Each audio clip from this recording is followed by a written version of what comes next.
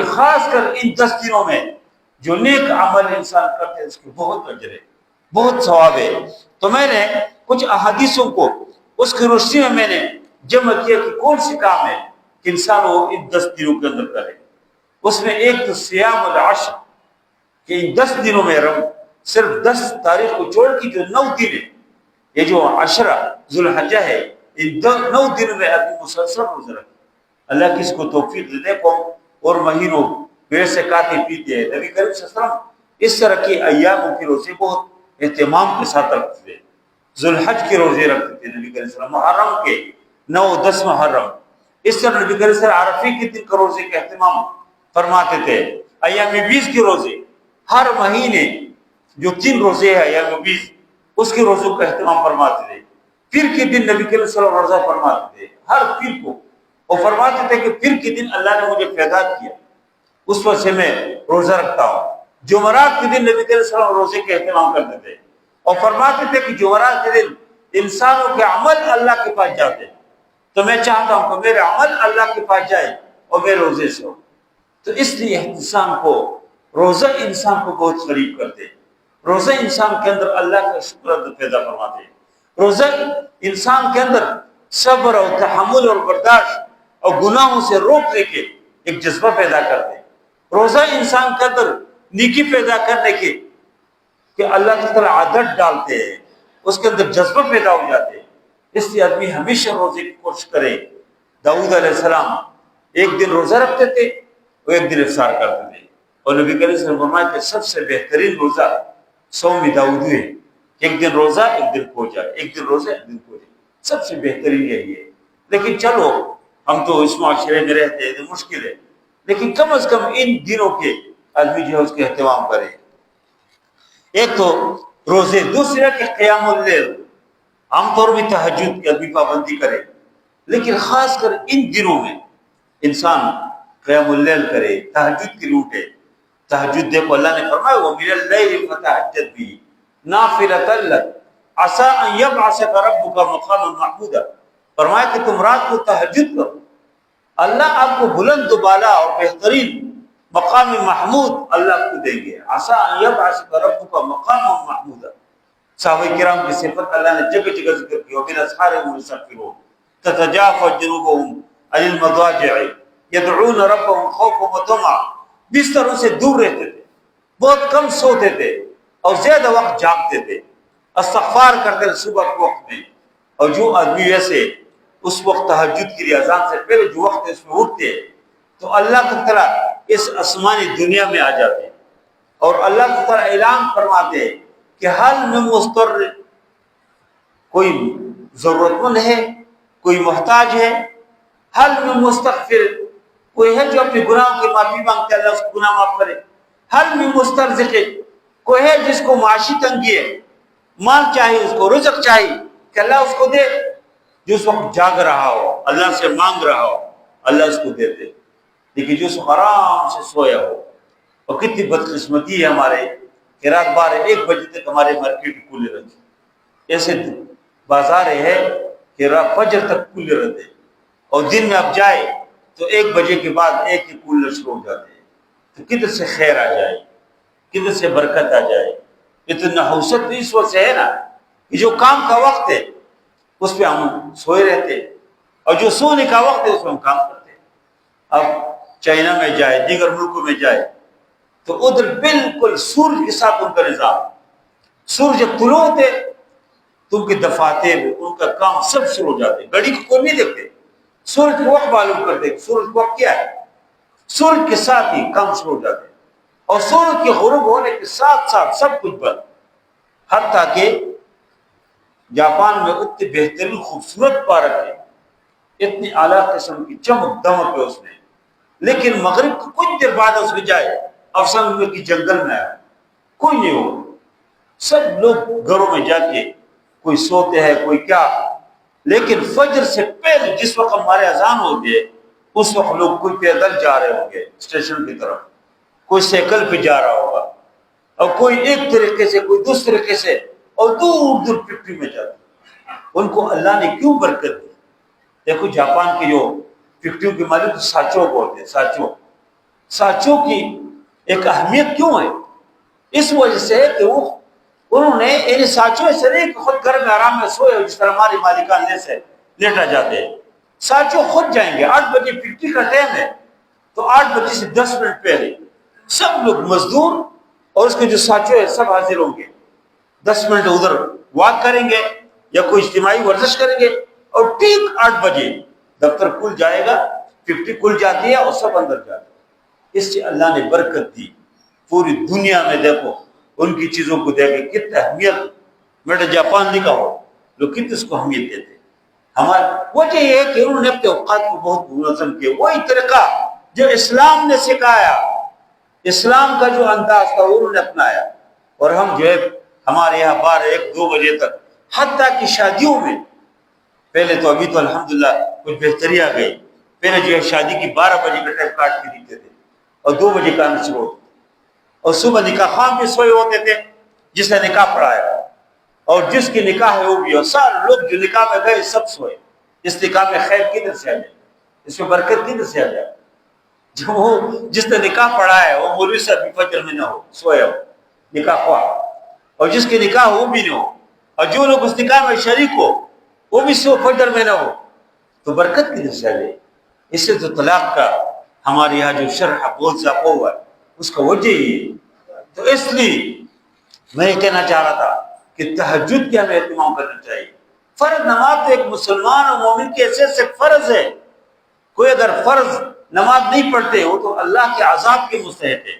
قرآن میں اللہ نے جگہ جگہ فرمایا اقیموا الصلاۃ اقیموا الصلاۃ اقیموا الصلاۃ, ایک جگہ نہیں کئی جگہ فرمایا. اور جب یہ نماز کا وقت آ جاتے تو یہ اقیموا کے حکم متوجہ ہو جاتا. اقیموا الصلاۃ ہر آدمی سے, ہر مسلمان سے اللہ کہتے ہیں اقیموا الصلاۃ, نماز پڑھو. ایک آدمی آرام سے دکان میں بیٹھا ہوا ہے, ایک آدمی آرام سے گھر میں بیٹھا ہے اور اللہ فرماتے ہیں اقیموا الصلاۃ, نماز پڑھو. اس کے اوپر اللہ کے عذاب نہیں آئیں گے تو کیا ہے؟ یہ کوئی خیر کی توقع رکھتے؟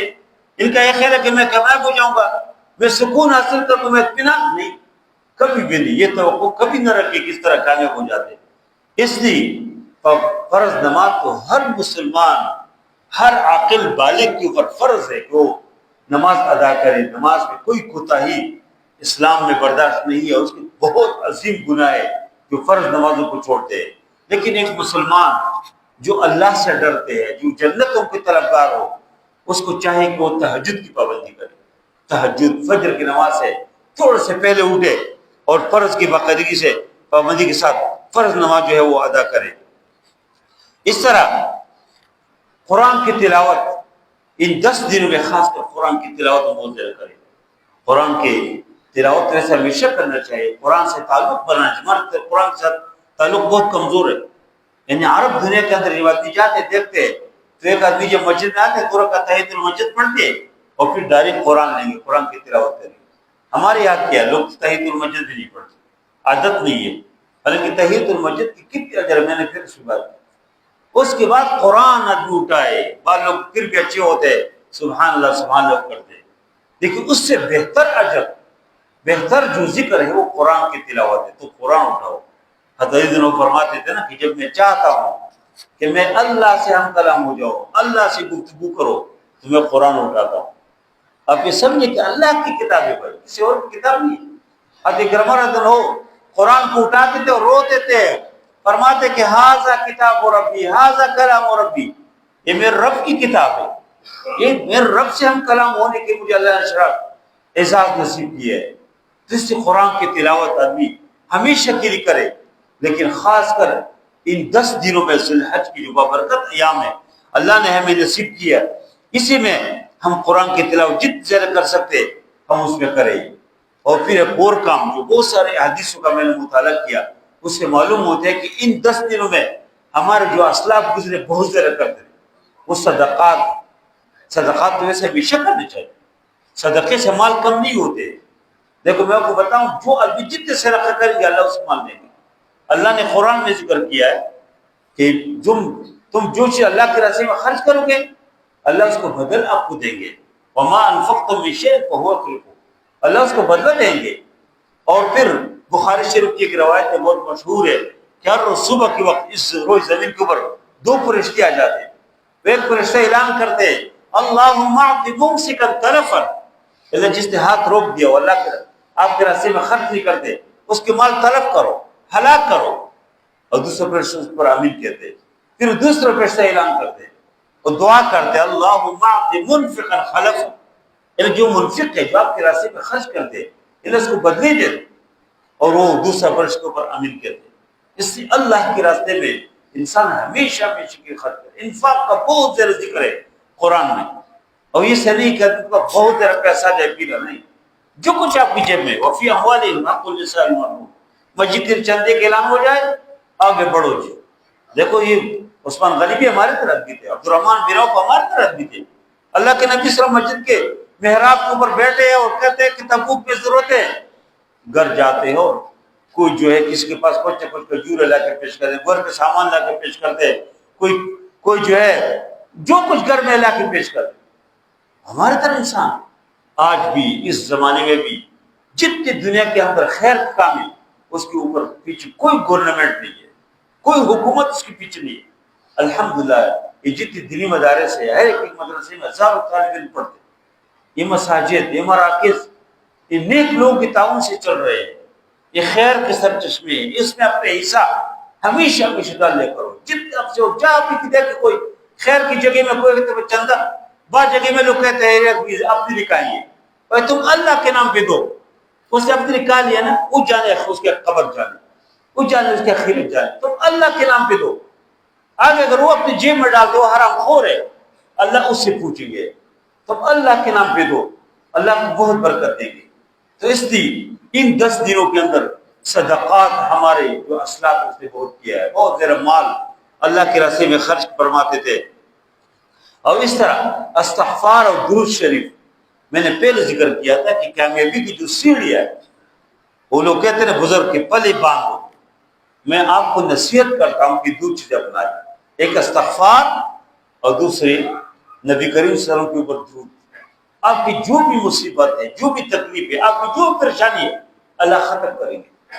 جو کچھ آپ کو ضرورت ہے، دیکھو استغفار کے بارے میں تو قرآن میں اللہ نے فرمایا وَأَنِ رَبَّكُمْ، استغفار کرو. فَقُلْتُ اسْتَغْفِرُوا رَبَّكُمْ إِنَّهُ كَانَ غَفَّارًا يُرْسِلُ السَّمَاءَ عَلَيْكُمْ مِدْرَارًا وَيُمْدِدْكُمْ بِأَمْوَالٍ وَبَنِينَ وَيَجْعَلْ لَكُمْ جَنَّاتٍ وَيَجْعَلْ لَكُمْ أَنْهَارًا. فرمایا کہ تم استغفار کرو اللہ بہترین بارشیں برسائیں گے. تم استغفار کرو اللہ مال دیں گے. تم استغفار کرو اللہ بچے دیں گے. وَيُمْدِدْكُمْ بِأَمْوَالٍ وَبَنِينَ. اور یہ اسی طرح درود شریف نبی کریم صلی اللہ علیہ وسلم نے فرمایا، اس کی بہت کے فضیلت ذکر کیا کہ جو درود شریف پڑھتے ہیں زیادہ کثرت کے ساتھ، فرمایا کہ اس کے غم اور ساری تکالیف جو ختم ہو جاتے ہیں. اس لیے استغفار اور درود شریف یہ دونوں کو خاص کر ان 10 دنوں میں ہم اپنی زندگی کا حصہ بنائے. جب بھی آتے جاتے ہیں اس کو جتنی زیادہ کثرت کے ساتھ پڑھیں گے تو اس میں اتنا ہی خیر ہے. اور اس طرح ہر نیکی اور صلۃ الرحمہ صلۃ الارحام اپنے رشتہ داروں کے ساتھ صلہ رحمی کرنا. رشتہ دار عزیز و قارب دوست احباب خاص کر جو آپ کی خونی رشتے میں شامل ہیں ان کی حالت معلوم کریں. بھائی اپنی کیا حالت ہے، ان کے گھر جاؤ، ان سے دعا سلام کرو. خاص کر وہ لوگ جن کے آپ سے تعلقات خراب ہیں، وہ آپ کو نہیں پسند کرتے، لیکن آپ اللہ کی رضا کے لیے کر جائیں. صلہ رحمی میں بہت خیر. یعنی وہ مشہور واقعہ کہ لاہور میں ایک آدمی ڈاکٹر کے پاس گیا، اس کو بہت موذی کوئی بیماری شروع ہو گئی تھی، کوئی کینسر ہے. تو ڈاکٹر نے اس سے پوچھا کہ تم کب سے اپنے گاؤں میں نہیں گئے؟ ہم جب شہروں میں آ جاتے ہیں فیملی کے ساتھ اپنے گاؤں میں پھر کم جاتے ہیں. تو اس نے کہا جی میں تو کوئی 20 سال سے نہیں گیا. ڈاکٹر نے کہا کہ تم چلو 20 دن پھر اپنے گاؤں میں جاؤ، جو آپ کا علاقہ ہے پنجاب کی کس علاقے کے تھے ادھر جاؤ، 20 دن گزار کے پھر آپ کا ٹیسٹ میں کرتا ہوں. کہ وہ 20 دن کے لیے اپنے علاقے میں گیا اور لوگوں کے گھروں میں گیا، اپنے رشتہ داروں کے پاس گیا، لوگوں نے اس کی دعوت کی، لوگ نے اس کی دعوت کی، کسی کو تحفے دیا، کسی کو نقد رقم دیا، ہر آدمی کی دعائیں. تو جب ان دعاؤں کے نتیجے میں واپس آ گیا واپس اور 20 دن بعد اس کا ٹیسٹ کیا ڈاکٹر نے، دیکھو تو ٹھیک ہو گیا. وہ بیماری کوئی کہ ہے نہیں. اس لیے دعاؤں پہ بہت اثر ہوتے ہیں. اپنے رشتہ داروں کے پاس اب جائے. ہمارے لوگ کیا کرتے، والدین زندہ ہوتے بیچاروں کو لوگ پوچھتے نہیں. جب یہ والدین مر جائے نا پھر مولویوں کے سامنے جو ہے ہر طرح کے پھل اور فروٹ رکھیں گے، اور مولوی سے کہو اور مولوی صاحب میرے والدین کے لیے دعا کرو، ختم قرآن کرو، نہیں، دنیا میں والدین کو کھلاؤ، والدین کی دعائیں لو، کسی کو کھلانے کی ضرورت نہیں ہے۔ اور بعض اوقات لوگ آتے ہیں، بھائی میرے والد صاحب وفات پائے، مولوی صاحب کہتے ہیں کہ میں آپ کو 6 قرآن دوں گا، 8 قرآن، یہ سب دھوکے لوگ دیتے ہیں۔ کوئی پاگل ہے کہ آپ کو 8 قرآن دے؟ قرآن وہ اپنی کیوں نہیں پڑھتے کہ آپ کی پڑھے؟ یہ جھوٹ بولتے ہیں۔ جو کسی کو کہتے ہیں کہ میں آپ کو 10 قرآن دوں گا، میں نے 15 قرآن، کوئی ایسے نہیں ہے کہ آپ کو 10 قرآن پڑھ کے آپ کو دے، یہ جھوٹ بولتے ہیں لوگ۔ اس لیے کہ عوام ہے نا، وہ ہمارے یہاں مشہور ہے کہ عوام کل علام، کہتے ہیں کہ اس کو بس مزے کرو، ان سے لوٹو، اس کو لوٹ رہے آپ کو۔ خود دنیا میں اپنی جواب کو والدین زندہ ہے، اس کے چہرے کو دیکھنے میں ثواب ہے، اجر ہے۔ اس کے سامنے جاؤ، اس کے پاؤں دباؤ، اس کے کہو میرے لیے دعا کرے، اور جب بھی نہ ہو اور تم پھر دے دنیا جہان کے چیزیں لوگوں کو کھلا، اس کا فائدہ نہیں۔ دنیا میں کھلاؤ، خاص کر صلۃ الارحام، صلہ رحمی پالنا، رشتہ داری پالنا، جس کے ساتھ آپ کے خونی رشتہ ہے اس کو پالنا، یہ بہت ضروری ہے۔ ہر وقت آدمی اس کا خیال کرے، اور خاص کر ان 10 دنوں میں جو احادیث کا خلاصہ کرے اور دیکھ لیتے سے معلوم ہوتا ہے کہ ان 10 دنوں میں اس کی بہت زیادہ اہمیت بڑھ جاتے ہیں کہ ایک آدمی جو ہے صلۃ الارحام خصوصیت کے ساتھ کرے، اور اس طرح مسکینوں کا کھانا کھلانا، یتیموں کو کپڑے۔ اب دیکھیں بہت سارے مسکین بیچاروں کے پاس کچھ نہیں ہوتے، بہت سارے لوگ ہیں، ہاں، یتیم لوگ ہیں، یتیم خانے ہیں، آغوش کے نام سے آپ کو سنے ہوگے، مختلف ادارے ہیں، پہلے یتیم ادھر ادھر، اور پھر الحمدللہ لوگوں کی تعاون سے ادارے چل رہے اچھی۔ ادھر سبززار میں، بلکہ یہ گلشن راوی کے ساتھ ایک نیم سرکاری ادارہ ہے، کئی بار میں اس میں جمعہ پڑھانے گیا ہوں، ماشاءاللہ لوگوں کی تعاون سے وہ چل رہے، یتیم بچے، اور ماشاءاللہ بہت لوگ اس سے تعاون کرتے ہیں، اور وہ اعلیٰ اسکولوں میں پڑھ رہے۔ اس طرح یتیموں کی خصوصی سرپرستی کرو آپ لوگ۔ اور اس مہینے میں، خاص کر 10 دنوں میں، سب سے بہترین جو عبادت ہے وہ تکبیرات ہے۔ تکبیرات، سبحان اللہ، اللہ اکبر، اللہ اکبر، لا الہ الا اللہ، واللہ اکبر، اللہ اکبر، وللہ الحمد۔ حضرت عبداللہ نے عباس، عبداللہ نے عمر اور بہت سارے صحابہ مدینے کے بازار میں سے جاتے تھے کہ تکبیرات پڑھے، اور صاحب لوگ بھی ساتھ پڑھتے تھے۔ آپ گھر سے نہیں تو تکبیرات پڑھو، گھر میں داخل ہوتے تکبیرات پڑھو۔ ایک تو ہمارے یہاں یہ ہے نا کہ ہم عرفے کے دن فجر کی نماز سے شروع کرتے، اور عید کی تیسری دن عصر کی نماز تک، یہ کوئی تقریباً 23 نمازوں کے بعد پڑھتے، وہ تو ہے ہی، اس کے تو الگ ہی نہیں، وہ تو پڑھے، لیکن اس کے علاوہ بھی اب آپ نکلیں گے تو تکبیرات پڑھو، اللہ اکبر، اللہ اکبر، اللہ سب سے بڑا ہے، لا الہ الا اللہ واللہ اکبر، کوئی عبادت بندے کی مستحق نہیں ہے، اللہ سب سے بڑا ہے۔ تسبیحات پڑھو، سبحان اللہ، الحمدللہ، اللہ اکبر، لا الہ الا اللہ وحدہ لا شریک لہ، لہ الملک والحمد یحیی ویمیت وہو علی کل شیء قدیر۔ جو کچھ آپ کو یاد ہو پڑھ لیا کرو، زبان کو اس کا عادی بناؤ، زبان کو خیر کی جو کلمات اس سے تر کرو، تو آپ کی زندگی میں اللہ برکت دیں گے، اللہ خیر دیں گے۔ اس لیے جو لوگ حج کے لیے گئے ہیں، جا رہے ہیں، اور بہت سارے لوگوں کو بیساروں کے تقریباً کوئی 80 کوئی 70,000 کے قریب حاجی بیچارے جنہوں نے پرائیویٹ کمپنیوں سے داخلہ کیا، تو بیچاروں کے بھی مسائل، ہم ان کے لیے دعا گو ہے کہ اللہ ان کے لیے بھی ماحول بنائے کہ وہ جائے انشاءاللہ۔ اگر وہ ایسے لوگ تو ہوں گے جس وہ صرف دل کے ساتھ، اور وہ ذرا مشکل برداشت کر کے کما کے انہوں نے حج کے لیے داخلہ کیا ہوگا، اللہ ان کی برکت سے انشاءاللہ وہ سارے حاجیوں کو لے جائیں گے۔ وہ جو یمن کے ایک حاجی کا بہت مشہور واقعہ ہے کہ وہ ایئرپورٹ پہنچے لیٹ، اور جہاز ان سے جا رہا ہے، جہاز میں لوگ بیٹھ گیا اور وہ بند ہو گیا، اس کو چھوڑتے نہیں، تو وہ ادھر بیٹھے، لوگوں نے اس سے کہا ہے، ایئرپورٹ کے عملوں سے کہتے کہ جہاز چلا گیا، ابھی جاؤ، کہتے نہیں میں نے حج کے لیے جانا، تو جہاز الٹ کے اس کا کوئی مسئلہ واپس آ گیا، یہ واپس آ گیا ایئرپورٹ پہ، تو پھر بھی وہ جو کپتان تھے اس نے کہا نہیں جہاز سے کوئی نہیں اترے، نہ کوئی آئے، اور وہ جو فنی کوئی خرابی کو اس نے چیک کر کے پھر اس نے پرواز لی، پھر گیا تو پھر اس کا مسئلہ ہوا، جب واپس آ گیا تو پھر مجبور ہو کے اس حاجی صاحب کو بٹھایا، جب اس کو بٹھایا تو جہاز چل پڑا۔ لیکن اخلاص کے ساتھ جب آدمی کی چیز کا ارادہ کرے اللہ ان کی مدد کر دے۔ تو ہماری دعا ہے کہ جو لوگ راستے میں رکاوٹ ہے بھی دن ہے 8 ذی الحج سے حج شروع ہو جاتے، اللہ ان کو ماحول بنائے، حالات بنائے کہ وہ بھی حج کے لیے جائے۔ اور تمام حاجیوں کی دعاؤں میں اللہ ہمارے اور پوری امت مسلمہ کا اللہ حصہ فرمائے، اور ہم سب کو اللہ تعالیٰ حج کی بابرکت سعادت، عمرے اور بیت اللہ و حرمین کی دیدار اللہ ہم سب کو بار بار اللہ نصیب فرمائے۔ اور جب تک ادھر نہیں گئے، ادھر ہی اللہ نے جو مقام نصیب کیا اس میں ہم اللہ تعالیٰ کو خوش کرنے کی، راضی کرنے کے اللہ ہمیں توفیق عطا فرمائے۔ وصلی اللہ تعالی علی خیر خلقہ محمد و علی آلہ وصحبہ اجمعین برحمتہ۔